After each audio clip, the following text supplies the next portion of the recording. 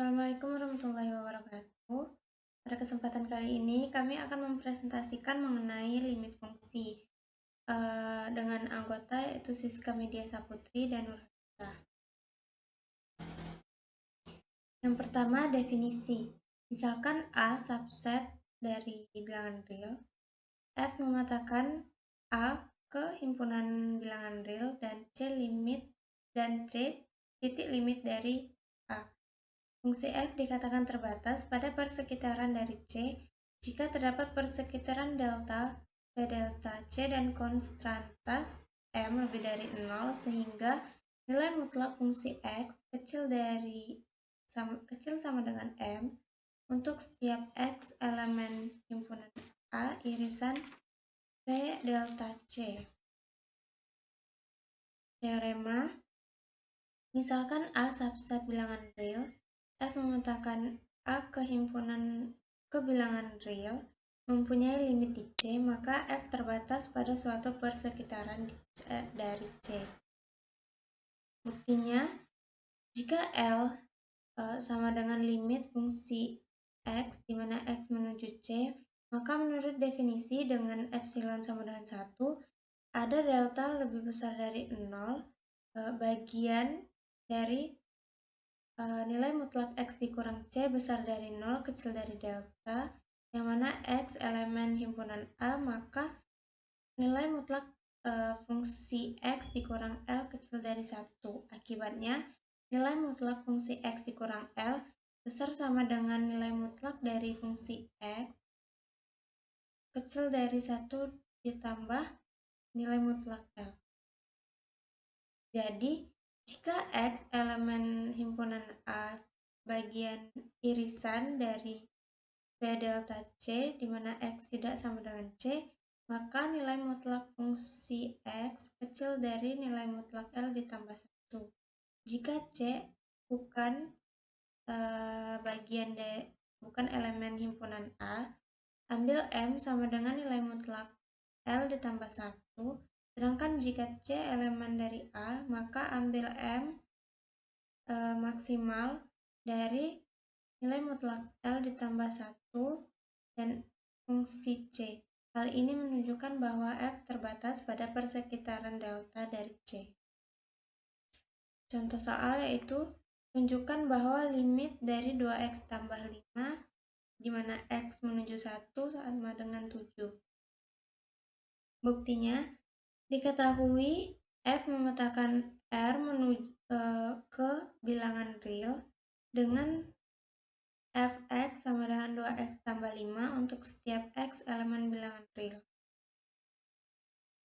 Analisis, nilai mutlak dari 2x ditambah 5 dikurang 7 kecil dari epsilon. Nilai mutlak dari 2x dikurang 2 kecil dari epsilon, 2 dikali mutlak x dikurang 1 kecil dari epsilon, mutlak x kurang 1 kecil dari epsilon per 2, sehingga diberikan sebarang epsilon besar dari 0 dan ambil delta sama dengan epsilon per 2.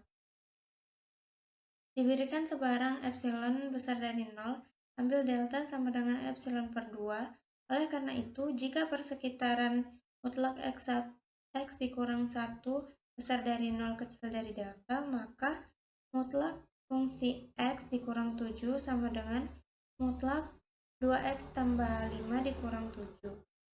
Sama dengan mutlak dari 2x dikurang 2 sama dengan 2 dikali x mutlak x dikurang 1 kecil dari 2 delta kecil dari 2 dikali epsilon per 2 sama dengan epsilon. Jadi terbukti bahwa limit 2x ditambah 5 di mana x menuju 1 sama dengan 7. Selanjutnya dilanjutkan oleh Siska. Baiklah, selanjutnya yaitu kriteria barisan untuk limit. Masuk ke teorema, dimisalkan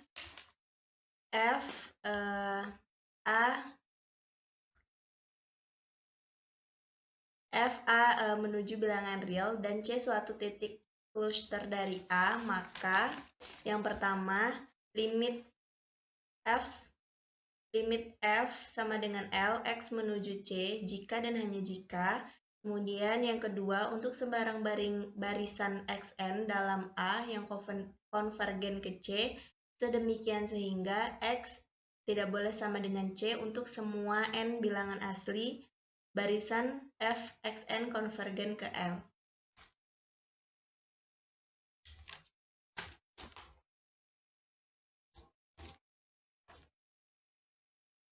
Bukti, anggaplah F mempunyai limit L pada C dan diasumsikan Xn itu barisan dalam A dengan limit Xn, X menuju C sama dengan C, dan Xn tidak boleh sama dengan C untuk semua N bilangan asli. Kita mesti membuktikan bahwa barisan Fxn itu konvergen ke L.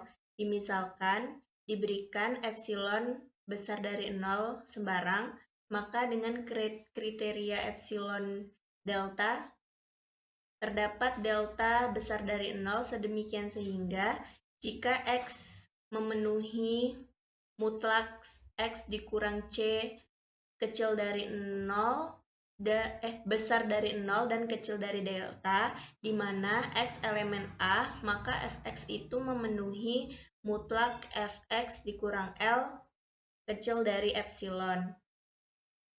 Kemudian menggunakan definisi kekonvergenan, barisan untuk delta yang diberikan untuk memperoleh bilangan asli K delta, sedemikian sehingga jika N besar dari K delta, maka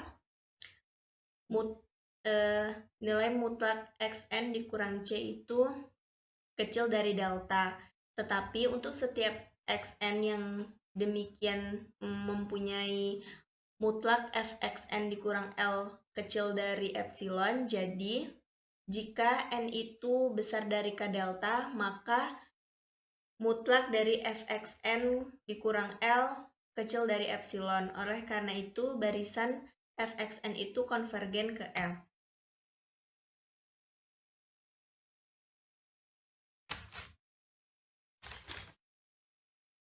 Untuk membuktikan sebaliknya, pembuktian ini merupakan argumen yang kontrapositif. Kalau sebaliknya berarti kita bergerak yaitu terkait dengan barisan, menggunakan argumen kontrapositif, di mana seperti kita ketahui P maka Q berarti kontraposisinya adalah negasi dari Q maka negasi P. Maka terdapat suatu lingkungan epsilon 0 dari L dan V epsilon 0 L sedemikian sehingga lingkungan delta apapun yang kita pilih akan selalu terdapat paling kurang suatu X delta dari bilangan A irisan dari V delta C dengan X delta tidak sama dengan C, sedemikian sehingga F X delta bukan elemen V epsilon 0L. Dari sini untuk setiap N bilangan asli, lingkungan 1/N dari C memuat suatu bilangan Xn sedemikian sehingga nilai mutlak Xn dikurang C besar dari 0 kecil dari 1/N dan Xn elemen bilangan A. Tetapi sedemikian sehingga nilai mutlak Xn dikurang L besar atau sama dengan epsilon 0 untuk semua N bilangan asli. Menyimpulkan bahwa untuk barisan Xn dalam A C konvergen ke C, tetapi barisan Fxn tidak konvergen ke L. Oleh karena itu, telah menunjukkan bahwa tidak benar. Maka untuk pembuktian ini, untuk pembuktian 2/1 itu tidak benar. Kita simpulkan bahwa pembuktian 2. Baiklah, selanjutnya masuk ke kriteria kedivergenan. kriteria kedivergenan, dimisalkan A subset R fungsi f fungsi f di mana A kehimpunan bilangan real dan C elemen bilangan real suatu titik closure dari A. Yang pertama, jika L elemen R, maka F tidak mempunyai limit L pada C jika dan hanya jika terdapat suatu barisan Xn dalam A dengan Xn tidak sama dengan C untuk semua N bilangan asli. Sedemikian sehingga barisan Xn konvergen ke C tetapi barisan Fxn tidak konvergen ke L.